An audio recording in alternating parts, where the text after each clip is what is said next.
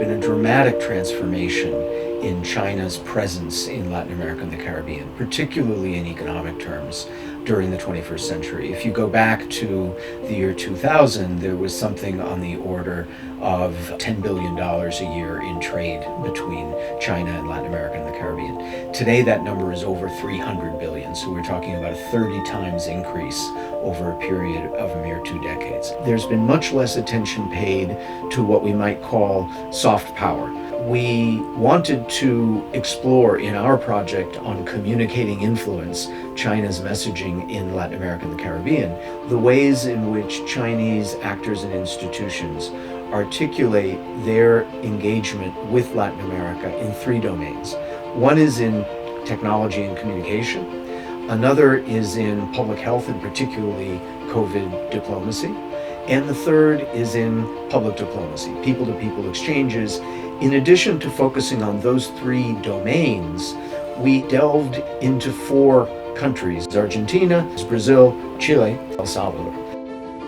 In 2021, we conducted an opinion leaders survey on China across Latin America and the Caribbean. Over 330 experts from all of Latin America and the Caribbean participated and helped us better understand how China is perceived in the region, and especially compared to other extra-regional actors.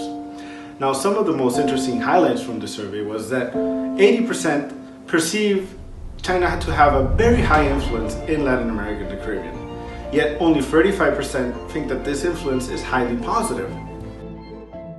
The Digital Silk Road is the technological arm of China's main foreign policy under Xi Jinping. Chinese state media expanded its offers in Portuguese and Spanish, and multiplied the number of media agreements with local media outlets. We analyzed media agreements, paid content, opinion pieces, and also the Twitter account of Chinese diplomats. We identified the most common topics, such as the defense of a Pacific cooperation or the defense of the multilateralism, and also the celebration of important dates for the Chinese leadership.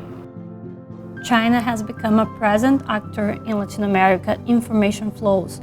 This happened in the context of digital migration, of increased use of social networks and digital platforms, among a transition from analog to digital broadcast. The pandemic was a turning point of China's message to Latin America. There's been a lot of attention given to COVID diplomacy, particularly with respect to China's role in providing pandemic relief to Latin America and the Caribbean at the height of the pandemic. China's own policy of extreme lockdown meant that it didn't have the extent of early outbreak that we saw, for example, in the United States. And that meant that China was kind of free to look beyond its borders. China understood early on that it was in their best interest to be able to provide medical support and then later vaccines. That hasn't necessarily made a dramatic shift in the way that China is perceived in Latin America.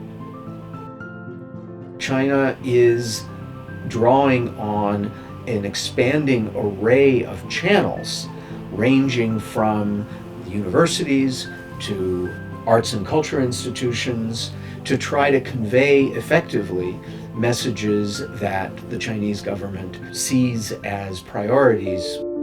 Confucius Institutes are China's version of a nonprofit cultural diplomacy organization, and they're one of the main ways in which countries project soft power. One key difference is where they're located. Confucius Institute typically located in university settings. We have heard about concerns with respect to Confucius Institutes relating to propaganda or questions of free speech, particularly in the US context. That debate and degree of controversy hasn't necessarily followed Confucius Institutes to Latin America and the Caribbean. At present count, we're around 44 Confucius Institutes throughout Latin America and the Caribbean. Brazil leads the way with 11. They're viewed as offering some valuable resources, primarily Chinese language, and they offer opportunities that facilitate the possibility of professional advancement. The international arena is changing rapidly, And Latin America's insertion into the global economy is also changing rapidly. And China is a central part of that changing landscape. And so understanding the evolution of the relationship between China and Latin America and the Caribbean, and understanding the ways in which people in the region understand it, and the ways in which Beijing wants to frame the nature of that relationship, are very important to understanding the world in which we're living in 2022, and in which Latin America is going to evolve during decades to come.